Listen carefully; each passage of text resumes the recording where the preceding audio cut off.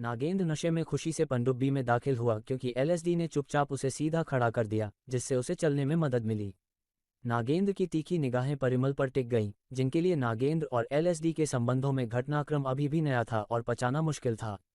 फिर भी वो अनिच्छा से नागेंद्र की ललचाई निगाहों से मिला। तुम बहुत आकर्षक हो, अपने पापा से भी ज्यादा आकर्षक। मुझे हमारे अगले शब्द शिकार पर ले चलो। परिमल ने आगे बढ़कर नागेंद्र का दूसरा हाथ पकड़ लिया और उसे अपने कंधे पर लटका लिया। दूसरी तरफ से उसे सहारा देते हुए वे तीनों नागेंद्र के केबिन की ओर चले गए। अंदर जाते ही नागेंद्र को तुरंत झपकी आ गई, जिससे एलएसडी और परिमल अजीब सी खामोशी में खड़े रह गए। एलएसडी इस पल का फायदा उठाना चाहता था और परिमल से बात करना चाहता था, लेकिन परिमल ने उसे और नागेंद्र को प्रणाम किया और फिर चला गया। उसी रात जब नागेंद्र ने गोवा संग्रहालय से कलाकृतियां चुराईं और पनडुब्बी में वापस आए, तो ओम कैलाश में वेद व्यास को अपनी लगभग भूली हुई जीवन कहानी बताना शुरू करने वाले थे। तभी अश्वत्थामा ने प्रवेश किया। परशुराम शीघ्र ही आपसे मिलेंगे और आपके अनुरोध पर निर्णय लेंगे। तब तक हम उसे सुन सकते हैं। हमें बताएं कि उसे क्या याद है। आप दोनों के जन्म से हजारों साल पहले सतयुग का स्वर्ण युग अछूता था। गरीबी, लालच, भौतिक धन और यहाँ तक कि श्रम का भी अस्तित्व नहीं था। मनुष्य ने जो कुछ भी चाहा, उसने दृढ़ इच्छा शक्ति से प्राप्त किया और वह जीवन की निरस्ता से मुक्त होकर ही प्राप्त किया जा सकता था। सत्ययुग वह युग था जहाँ मानवता सर्वोच्च शासन करती थी और प्रत्येक व्यक्ति पवित्र और ज्ञानी था। बीमारियों और अक्षमताओं से मुक्त युग, जब लोग जन्मजात अलौकिक गुणों के साथ पैदा हुए थे। इस प्रकार 4 युगों में से सतयुग का सबसे अधिक महत्व था। सफेद महिमा का रंग था, मोह, भय, द्वेष, दोष और कुकृत्यों का कोई स्थान नहीं था। ये केवल स्वर्ग का युग था जहाँ संतोष और पूर्णता का फव्वारा कभी नहीं सूखता था। मेरा जन्म तमिरबरनी नदी के तट पर एक छोटे से गांव में हुआ था, जो एक शहर के पास है जिसे वर्तमान में तिरुनेलवेली के नाम से जाना जाता है। पूरे क्षेत्र को तब द्रविड़ देशम कहा जाता था, जो आज का तमिलनाडु है। मेरी माता का नाम लक्ष्मी था। सबसे डरावनी रातों में से एक की सबसे अंधेरे घंटे में मेरी माँ का पानी टूट गया और केवल मेरे पिता विष्णु यशा उनके साथ थे। वो मदद के लिए दौड़ा। मेरी माँ गांव की मुखिया थी, इसलिए जब उनकी प्रसव पीड़ा की खबर आई तो गांव वाले आग की मशाल लेकर मेरी माँ को सहारा देने के लिए हमारे घर की ओर दौड़ पड़े। हाँ, मुझे पता है, हमारे सूक्ष्म रूपों में जब हम आपके अतीत में थे और आप उसके उद्धार में मदद कर रहे थे, तो मैं यह आश्वासन देकर लौटा कि आगे का रास्ता सुरक्षित है और आप पहले से ही कृपाचार्य के आदेश के खिलाफ झोपड़ी के अंदर थे। कृपाचार्य ने गांव वालों को आते देख लिया था और तुम्हें तुरंत चले जाने की चेतावनी दी थी। हाँ, और मैं तुरंत चला गया, लेकिन जब वे सभी वापस लौटे तो उन्हें आश्चर्य हुआ। वो पहले ही बच्चे को जन्म दे चुकी थी और बेहोश और साफ पड़ी थी। बच्चा भी अपनी माँ के पास स्वस्थ और हृष्ट पुष्ट पड़ा था। ऐसा किसने किया, किसी को नहीं पता। मेरा प्रसव ग्रामीणों के लिए मेरे जीवन का पहला रहस्यमय चमत्कार था और उन्हें इस बात का अंदाजा नहीं था कि यह रहस्यों की एक अंतहीन श्रृंखला की शुरुआत थी, जिसे वे देखेंगे। अगली सुबह मेरी माँ ने अपनी आंखें खोली और पहली बार मुझे अपनी बाहों में पकड़ा। मेरे पिता ने उससे पूछा कि उसकी अनुपस्थिति में क्या हुआ था और उसने उसे उस अजनबी के बारे में बताया जो कहीं से भी उसकी डिलीवरी में मदद करने के लिए आया और फिर गायब हो गया। मेरे पिता ने इस कहानी को हमारे घर की 4 दीवारी के भीतर रखने का सुझाव दिया और मेरी माँ सहमत हो गई। चूंकि मेरा जन्म चमत्कारी था, इसलिए मेरी माँ का मानना था कि मैं ईश्वर द्वारा भेजा गया हूँ और इस तरह मेरा नाम उसी के अनुसार रखा गया।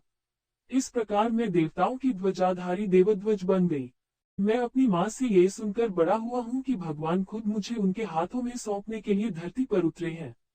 जितनी बार मैंने इसे सुना, मैंने सोचा कि यह केवल भाषण का एक अलंकार था जो उसने मेरे लिए अपने प्यार का इजहार किया था और इसमें से अधिकांश आंशिक रूप से पकी हुई कहानी थी।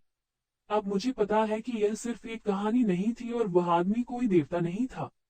वह आदमी था मैं। हालांकि मुझे अपना अतीत याद नहीं था जब मैंने अपनी माँ को आपके और कृपाचार्य के साथ सूक्ष्म दुनिया में देखा था, इसलिए मुझे पता नहीं था कि मैं क्या कर रहा हूँ। मेरे पास सब कुछ तभी वापस आया जब अश्वत्थामा ने नागेंद्र को गोली मारी और उसका खून मेरी जीभ पर गिरा। मेरी माँ से बात करने और उन्हें अपने दर्दनाक भाग्य के बारे में बताने का एक सुनहरा मौका था ताकि मैं आने वाले वर्षों में उनकी कुछ दर्द से राहत पा सकूं। काश मुझे पता होता कि मैं किसी अजनबी की मदद नहीं कर रहा हूँ, लेकिन मेरी अपनी माँ ने मुझे जन्म दिया है। काश मुझे ये पता होता। जीवन शांतिपूर्ण था और गांव शांत था। महिलाओं के पास सारी शक्ति थी और उन्होंने गांव में सामंजस्य स्थापित करने, निर्णय लेने और बनाए रखने में महत्वपूर्ण भूमिका निभाई। मेरा टोला मातृसत्तात्मक था और हमारी वंशावली मातृपक्ष द्वारा गिना जाता था। यह मातृसत्तात्मक समाज मेरी मां के नेतृत्व में था, जबकि सभी एक विस्तारित संयुक्त परिवार की तरह रहते थे।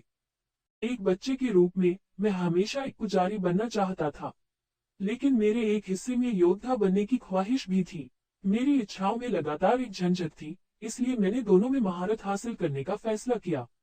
लेकिन जैसे जैसे मैं बड़ा हुआ, उसने मुझमें अपनी मौजूदगी के लक्षण दिखाना शुरू कर दिया। हाँ, वह एक अनाम, चेहरा विहीन मूक दानव जो मेरे भीतर रहता और पलता था। उनकी कोई भौतिक उपस्थिति नहीं थी, कोई आवाज नहीं थी, कोई चेहरा नहीं था। वह व्यक्ति था जिसे बाद में नागेंद्र के रूप में जाना जाता था, जब तक कि अश्वत्थामा ने अंततः उसे कुलधरा में गोली मार दी। लेकिन उस समय उनका कोई नाम नहीं था। मेरे भीतर मौजूद कुछ और देखने की शुरुआत में वह केवल एक छोटा सा कीड़ा था, लेकिन जैसे जैसे मैं बड़ा होता गया, वह मुझमें मजबूत होता गया। मुझे पता है कि सबसे शुरुआती घटनाओं में से एक याद है जब मैं अपने इस खूबसूरत पालतू खरगोश के साथ खेल रहा था। हम घंटों तक इधर उधर नाचते रहे थे, जब तक कि मैं अंत में अपने पालतू जानवर के साथ एक पेड़ के नीचे नहीं बैठ गया।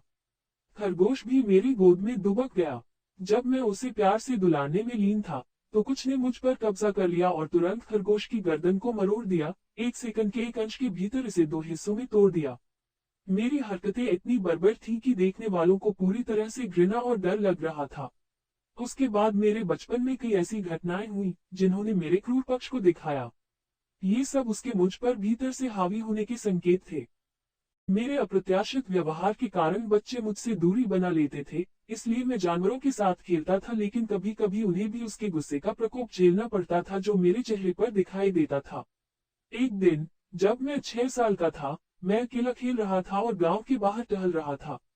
वहां मुझे एक विशाल मृत प्राणी मिला, जिसके बारे में मुझे पता था कि वह इन हिस्सों से नहीं था, क्योंकि मैंने पहले कभी ऐसा कुछ नहीं देखा था। शरीर सड़ रहा था, पेट कटकर खुला हुआ था और उसके शरीर के कुछ हिस्से पहले ही हड्डियां बन चुके थे। मैंने किसी बुजुर्ग को बुलाने की कोशिश की जो मेरी मदद कर सके, लेकिन कोई नहीं आया। हालांकि मेरी चीखें उस विशाल प्राणी के पेट में कुछ हलचल कर रही थी। मैं उत्सुक था, इसलिए मैं फिर से चिल्लाया और वह उसी तरह हिल गया जैसे किसी अपरिचित आवाज से परेशान हो। यह मजेदार था कि कैसे ये हर बार मेरी आवाज पर प्रतिक्रिया करता रहा। मैंने खुले पेट के अंदर झांका और वहां हलचल का स्रोत था लाश के गर्भ में छिपा एक गिरा हुआ छोटा जीव, इस बात से अनजान कि उसकी मृतमा उसकी रक्षा करने में असमर्थ थी। सबसे पहले यह एक बंडल अप इंद्रधनुष जैसा दिखता था। एक नजदीकी नजर ने मुझे सम्मिश्रण रंगों की पहचान करने और उनमें अंतर करने में मदद की। वह मासूम और नवजात शिशु की तरह खूबसूरत लग रही थी। हालांकि इसकी विशेषताओं ने कुछ हद तक लाश को दोहराया। यह इसके आकार का लगभग 1/900वां था। इसका विश्वास जीतने में मुझे कुछ घंटे लगे। आखिरकार ये शरीर से उभरा और मुझे ये पुष्टि करने के लिए सूंघा कि मैं कोई खतरा नहीं था। मैं इस जीव से सम्मोहित था। ये वास्तव में कुछ ऐसा था जिसे मैंने पहले कभी नहीं देखा था। यह एक बेबी नवगुंजारा थी। नवगुंजारा। नव का अर्थ है नौ, गुण का अर्थ है गुण और जरा का अर्थ है पुराना। इसका मतलब था कि यह एक प्राचीन प्रजाति थी जो 9 विशिष्ट गुणों का प्रतिनिधित्व करती थी। ओम के अनुसार नवगुंजरा का सिर, एक पिल्ले का और 4 अलग अलग प्रकार के अंग थे, एक मानव बच्चे का हाथ और एक बाघ शावक के पैर, एक हाथी का बछड़ा और एक बछड़ा। इसमें एक छोटे बैल का कुबड़ और शेर के शावक की कमर भी थी। पूंछ एक सांप के बच्चे की थी और प्राणी के 2 दिल थे जो उसकी पतली, लगभग पारभासी त्वचा के माध्यम से स्पष्ट रूप से दिखाई दे रहे थे। मैंने इसे अपने साथ घर ले जाने का फैसला किया। गांव वालों को निभिशा को मेरी दोस्त और गांव के परिवार का हिस्सा मानने में कुछ समय लगा। निभिशा, भगवान का उपहार। हाँ, मेरे लिए भी यही मायने रखता है और जल्द ही ग्रामीणों के लिए भी यही मायने रखेगा। समय अपनी गति से चलता रहा और हम सबसे अच्छे दोस्त बन गए।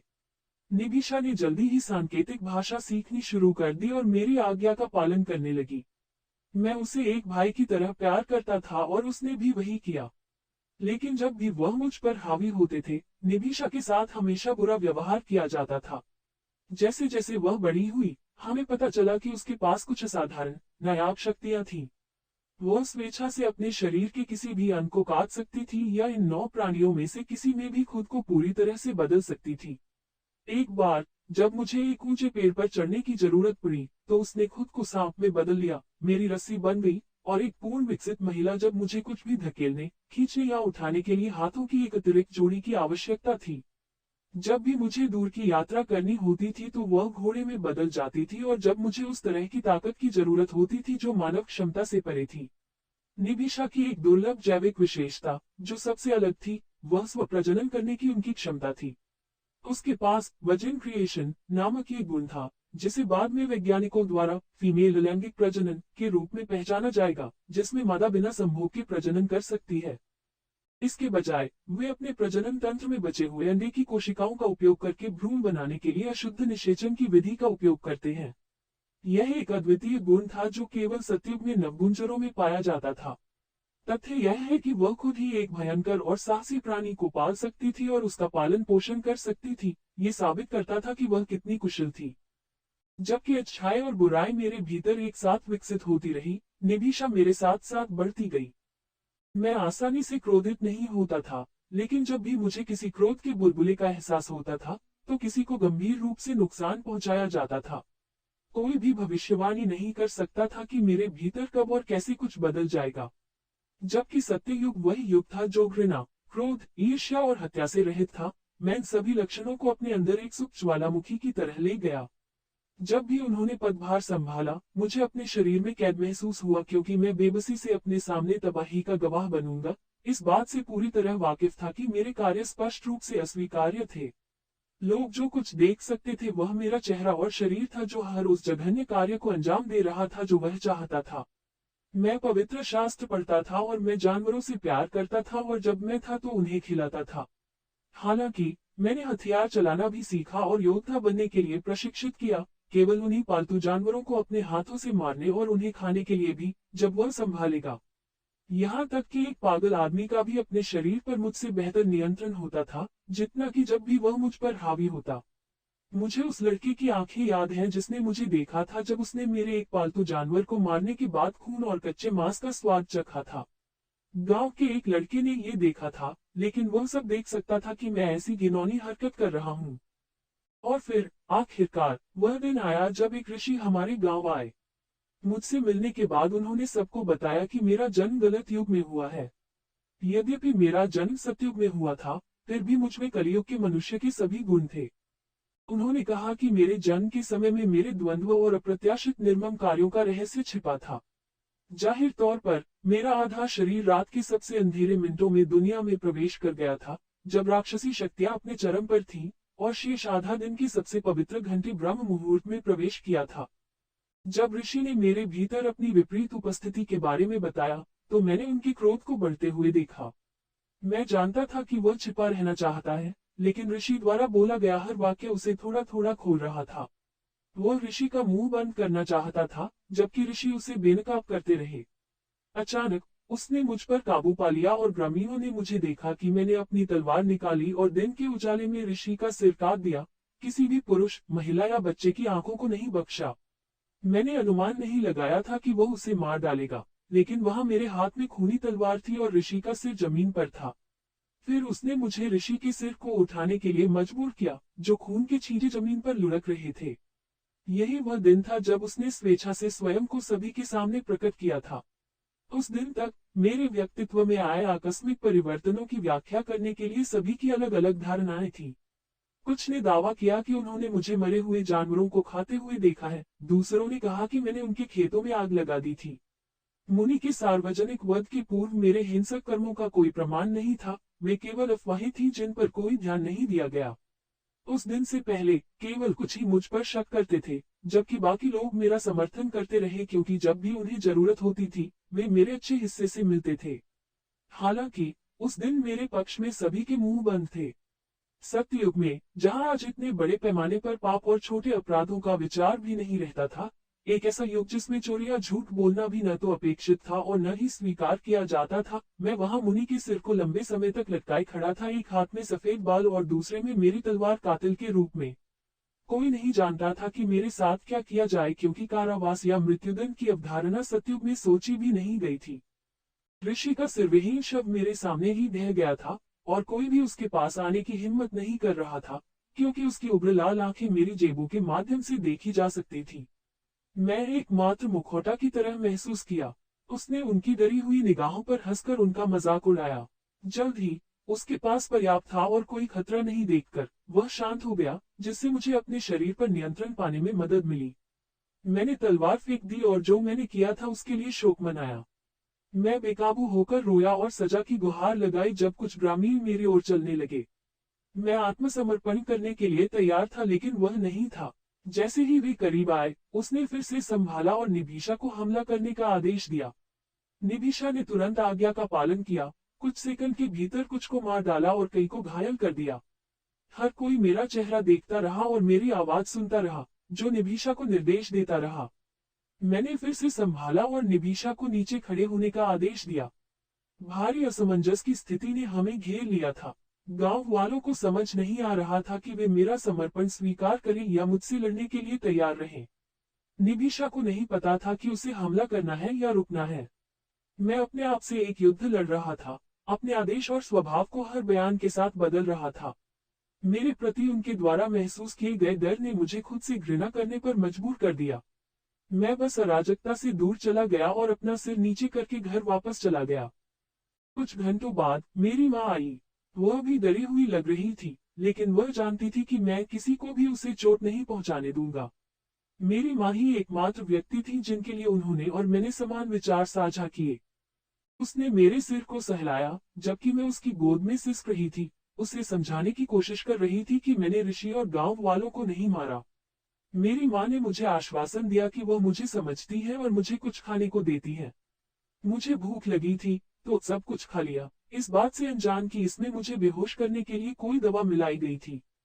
कुछ घंटों के दौरान मैंने घर पर अपनी माँ की प्रतीक्षा में अकेले बिताया था। ग्रामीणों ने ऋषि के फैसले पर विचार किया था और फैसला किया था कि मैं वास्तव में गलत युग में पैदा हुई एक इकाई थी। मैं उन आदमियों में पहला था जो बहुत आम है। कलियुग में आज हर दूसरे व्यक्ति को ये कहते हुए सुना जा सकता है, मुझे अक्सर गुस्सा नहीं आता, लेकिन जब मैं करता हूँ तो मैं शांत हो जाता हूँ। ऐसे लक्षण वाले लोग सतयुग में बहुत दूर थे, इसलिए मुझे कलियुग के व्यक्ति के रूप में अंतर करना आसान था। वे सर्वसम्मत निर्णय पर पहुंचे कि मैं मानव जाति के लिए खतरा हूँ और इसलिए मुझे दो भागों में विभाजित करना अनिवार्य था। जब मैं उठा तो मैं एक अग्निकुंड के सामने बंधा हुआ था और कई संत मेरी परिक्रमा कर रहे थे, जो कि पृथक व्यक्तित्व के साथ शुरू करने के लिए तैयार थे। पृथक व्यक्तित्व निस्पंदन की प्रक्रिया। हाँ, ये वही प्रक्रिया है जो परशुराम ने आप पर की थी, ताकि आप में जो कुछ भी अच्छा है उसे सभी अशुद्धियों से छान ले। मैं भी इससे गुजर चुका हूँ, तुमसे बहुत पहले। अश्वत्थामा, अब मुझे पता है कि आपने अपने आप को कुष्ठ रोग से पीड़ित देखकर कैसा महसूस किया होगा।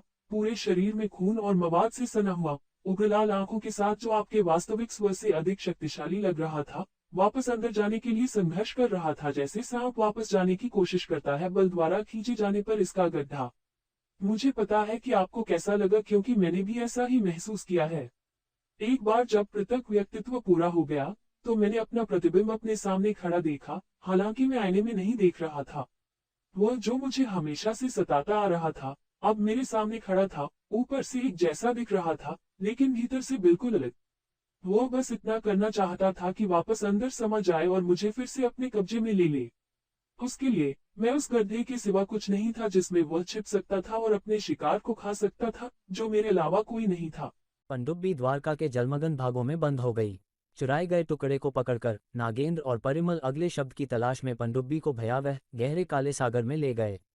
पनडुब्बी के लंगर के बड़े ब्लेड जैसे प्रक्षेपण समुद्र में खोदे गए, जबकि परिमल और नागेंद्र अपने डाइविंग सूट और उपकरण के साथ तैयार हो गए। एलएसडी ने उनके हेलमेट पर लगे कैमरों के माध्यम से उनकी गतिविधियों पर नजर रखी और उन्हें एक विशाल पानी के नीचे के छेद की ओर निर्देशित किया। एलएसडी की जांच करने वाली निगाह को स्कैन प्रदर्शित करने वाले छोटे मॉनिटर पर प्रशिक्षित किया गया था। उसने एक खाली जगह देखी, जैसे स्कैनिंग मशीन उस हिस्से से चूक गई हो। उसने स्कैनर वापस ले लिया और महसूस किया कि स्कैनर फिर से चूक गया, क्योंकि खाली स्थान हिल नहीं रहा था। उसे ये समझने में देर नहीं लगी कि यह कोई मशीन नहीं थी जो मशीन को चकमा दे रही थी, बल्कि वो स्थान मशीन को चकमा दे रहा था। उसने तुरंत परिमल और नागेंद्र को बुलाया और उन्हें इस अजीब परिदृश्य की जानकारी दी। नागेंद्र ने परिमल को अंधे स्थान को करीब से देखने का आदेश दिया। जैसे ही परिमल उसकी ओर तैरा, एलएसडी ने परिमल के हीट सिग्नेचर का पीछा करते हुए मॉनिटर पर स्पॉट के करीब पहुंच गया। ये समुद्री धाराओं से घिरे एक विशाल भंवर से कम नहीं था, जिससे यह बादल जैसा प्रतीत होता था। बादलों के नीचे वृत्त में घूमती हुई एक रहस्यमय रेखा मौजूद थी, जो बड़े अंधे स्थान की परिधि प्रतीत होती थी। एक अंधेरे सुप्त स्थान के रूप में इसके बाहरी स्वरूप के विपरीत अंदर गोता लगाने से जीवन से भरी एक पूरी नई दुनिया का पता चला। ऊर्जा, पदार्थ, प्लवक और विभिन्न अन्य तत्वों का आवास। ऐसा लगता था मानो ये किसी अन्य गहरे महासागर का प्रवेश द्वार हो। सूर्य का प्रकाश केवल ऊपरी परत तक ही पहुंचता था और जितना दूर जाता था उतना ही अधिक अंधेरा होता जाता था। प्रकाश का एकमात्र स्रोत कुछ चमकते हुए पदार्थ होंगे जो चारों ओर बिखरे हुए होंगे। ये जुगनू जैसे दिखते थे लेकिन कीमती पत्थर थे। वातावरण अरबों वर्ष पहले जैसा था। ये समुद्र के अंदर एक कुआं था। जैसे एक ब्लैक होल सभी पदार्थों को आकर्षित करता है, वैसे ही यह स्थान परिमल को आकर्षित करता रहा, क्योंकि वह और गहराई में तैरता रहा। घटती दृश्यता, ऑक्सीजन और बढ़ती जहरीली परतों के कारण परिमल के लिए तैरना मुश्किल हो रहा था। कई बार ऐसा महसूस हुआ कि वह नीचे पहुंच गया है, लेकिन कुछ ही सेकंड में उसे एहसास हुआ कि नीचे अभी भी अधिक गहरा है। उसके दिल की धड़कन और नीचे जो है उसे ढूंढने की जिज्ञासा एक ही तीव्र गति से चल रही थी। जल्द ही पनडुब्बी के साथ उसका संबंध टूट गया, फिर कमजोर हो गया और फिर पूरी तरह से टूट गया। समय समाप्त हो रहा था और उसे निर्णय लेना पड़ा। उसने अपने मन की बात मानने का फैसला किया और गहराई में चला गया, इस विश्वास के साथ कि अगर कुछ गलत भी हुआ तो नागेंद्र उसका पीछा करेगा और उसे बाहर लाएगा, क्योंकि घटनास्थल के ऊपर नागेंद्र ने पहले ही रस्सी का एक सिरा खुद से बांध लिया था। जब उन्हें कोई प्रतिक्रिया नहीं मिली तो एलएसडी और नागेंद्र को पता चल गया कि उनका परिमल से संबंध टूट गया है। नागेंद्र तुरंत अंधेरे पानी में कूद गया और हाथ में पकड़ी रस्सी के सहारे परिमल तक पहुंच गया। विशाल कुएं की दीवार में लगभग नीचे नागेंद्र ने जमा रेत के भंडार को रगड़ दिया और कुछ ही समय में पत्थर की दीवार जैसी दिखने वाली एक चमकदार धातु की झलक दिखाई दी, जो चांदी और सोने दोनों की तरह दिखती थी। ये लगभग 90 फीट ऊंचा था और पूरी दीवार को ढका हुआ था। ऑक्सीजन सिलेंडर तेजी से खाली हो रहा था और पानी के दबाव के कारण उनके लिए वहां अधिक समय तक रहना मुश्किल हो रहा था। नागेंद्र ने परिमल को यह पता लगाने के लिए सतह को कुरेदने का संकेत दिया कि लापता टुकड़े को कहां ठीक किया जाए। वे जल्दी से काम पर लग गए। एलएसडी मॉनिटर पर यह सब देखता रहा। जैसे जैसे वे जमा तलछट को रगड़ते रहे, दीवारों में उकेरी गई विभिन्न आकृतियां उभरने लगीं, जिससे संकेत मिलता है कि यह एक लंबे समय से खोया हुआ मंदिर रहा होगा, जिसमें हर जगह ईश्वरीय आकृतियां और पौराणिक जीव उकेरे गए थे। ये आकृतियां और कुछ नहीं बल्कि सभी विष्णु अवतार थे। समय खत्म हो रहा था और ऑक्सीजन भी खत्म हो रही थी। जबकि परिमल के हाथ लापता टुकड़े को ठीक करने के लिए सही जगह की तलाश में दीवारों पर काम कर रहे थे, एलएसडी ने एक वास्तविक आंख की झलक देखी जो परिमल के हाथ से पहुंचते ही झपक गई। परिमल, मुझे लगता है कि मैंने उस आंख को झपकाते देखा है। क्या आपकी आवाज फट रही है? मैं आपको स्पष्ट रूप से नहीं सुन सकता। दीवार में कुछ जीवित है। परिमल अभी भी एलएसडी नहीं सुन सका, लेकिन नागेंद्र ने उसकी बातें समझ लीं और तेजी से परिमल की ओर मुड़ा। परिमल अभी भी दीवार को रगड़ रहा था और एलएसडी सुनने की कोशिश कर रहा था, इस बात से अनजान था कि उस पर एक विशाल कछुआ हमला करने वाला था, जिसका चेहरा और शरीर दीवार पर उकेरे गए चित्रों में से एक जैसा लग रहा था। जैसे ही परिमल पीछे मुड़ा, उसने देखा कि कछुआ अपने जबड़े खुले हुए उसकी ओर बढ़ रहा है, एक ही बार में उसके चेहरे को कुचलने के लिए तैयार है। अपने भारी गोताखोर सूट के कारण परिमल जल्दी से पीछे नहीं गिर सका। कछुआ पूरी तरह से शैवाल की मोटी परतों में लिपटा हुआ था, जिससे यह साबित होता है कि वह अब तक हमेशा के लिए दीवार में लगे हुए कुएं की रखवाली कर रहा था। परिमल की मृत्यु निश्चित लग रही थी, लेकिन उसे आश्चर्य हुआ। कछुआ एक बिंदु से आगे नहीं बढ़ सका जो उसके चेहरे से कुछ इंच की दूरी पर था। दिल की धड़कन तेज होने के कारण परिमल ने जोर से सांस ली। उसने अवसर का लाभ उठाते हुए खुद को कछुए से दूर कर लिया। तभी उन्होंने नागेंद्र को कछुए को उसके पिछले सिरे से खोल से पकड़े हुए देखा। उसने देखा कि कछुआ कितना विशाल था, जैसा उसने पहले कभी नहीं देखा था। नागेंद्र ने परिमल की जान बचाई थी। पत्थर का तराशा हुआ टुकड़ा नागेंद्र की पकड़ से छूटकर कुएं की कीचड़ भरी सतह पर जा गिरा। खुद को मुक्त करने की कोशिश कर रहे कछुए की भारी गतिविधियों के कारण वह नर्म रेत में गायब होने वाला था।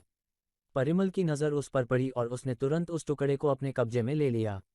तभी उसे दीवार में एक सुरंग दिखी, जिससे होकर कछुआ बाहर निकल गया था।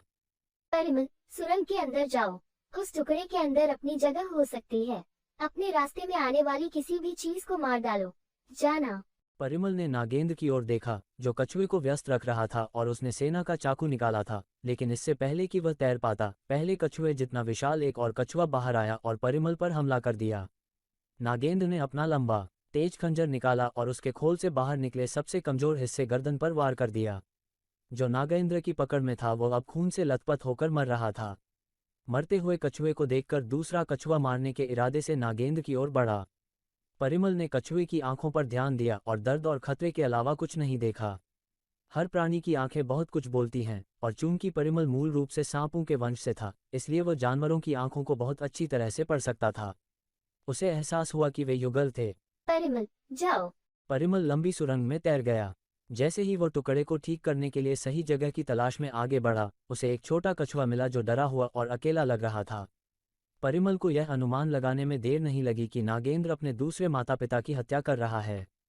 एलएसडी ने भी शिशु कछुए को देखा, जो पृथ्वी पर नियमित आकार के वयस्क कछुओं से अभी भी बड़ा था। परिमल बता सका कि यह सिर्फ एक बच्चा था। आपका आदेश इसे मारने के लिए है।